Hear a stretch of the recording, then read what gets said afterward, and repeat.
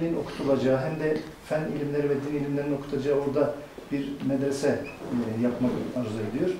Tabii siz de orada bir hizmet görüyorsunuz. İnşallah üstadımızın bu hizmetleriyle ilgili bir veraseti de sizin üzerinizden, bir fiilleri de sizin üzerinizden olacak. Yani o yükün bir parçasını, bir köşesini inşallah biz kendi omuzumuzu koyarak orada uhuvvetin tesisi, yani Türklerin, Kürtlerin, o doğunun inkişaf etmesi, uhuvvetin tesisi inşallah sizin de orada bir rolünüz olurdur. Biz diyoruz ki bizim işte de ki namazım, ibadetlerim, hayatım ve ölümüm alemlerin Rabbi olan Allah içindir.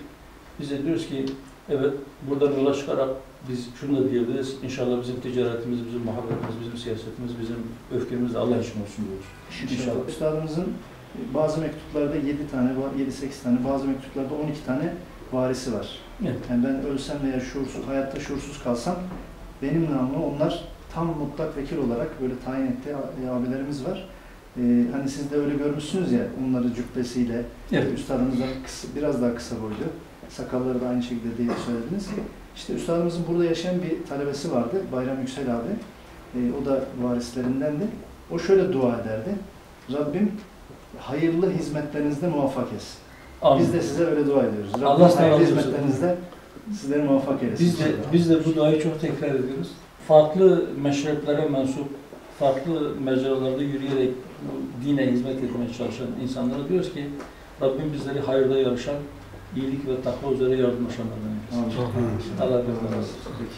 Çok teşekkür ederim. Buyurun. Şimdi geçen geldiğinizde biraz üstadı burada üstadınızın önünden sorumlu. Buyurun abi, şöyle oturun.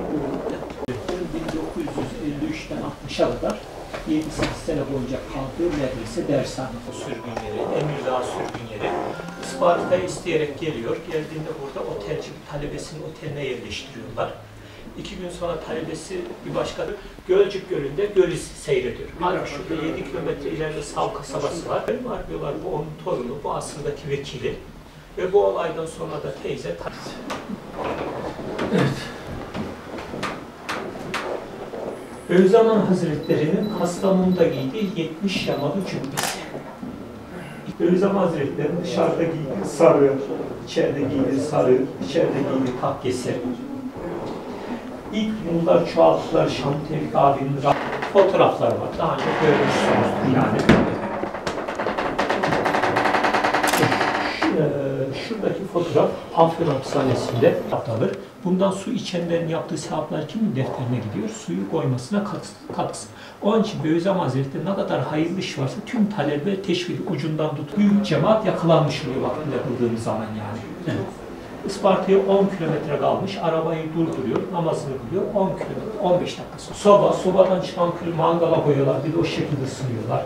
Takunyaları, abdestlerini, Bediüzzaman Hazretleri'nin arabasının plakası. 63'e kadar plaka. Evet. Fotokopinin ilkel hali. Gençler çok bilmez ama çok soru test oldu. İşte Bediüzzaman Hazretleri ilk tekstil alınacağı zaman mangalda Bediüzzaman Hazretleri işte zamanında tekstil makinesi alınca öyle bir seviniyor, öyle bir seviniyor. Sizin bir kalemimiz 500 kalem, 500 kalemde Nurcu diye böyle. Bediüzzaman Hazretleri'nde yazı yok. İlkokul bir talebesi kadar. Yarım saat, bir saatte bir mektubu zor yazıyor. Niye? Mesela biz şu an Kur'an'ı oku deyince okuyoruz. Kalem verseler, kalemde işaretleyenler var ya. Bediüzzaman Hazretleri tevafuk dediği Kur'an'dan gelen bir özellik. Kur'an'da Allah kelimeleri alt alta geliyor. Onu dünyada ilk defa Bediüzzaman Hazretleri 56'dan itibaren şu an bir şekilde tüm külliyatı hayattayken bastırıyor. Kontrolden geçtikten. Risaleler şu an 50 küsür dile tercüme. Kağıda da yağ sürüyorlar ki yağlı kağıt, bu aydınger kağıt, eskiden kasapların sardığı kağıt olurdu. Buzlu cam gibi oluyor. İçeri ışıklı bir ama görüntü girmiyor. Evet.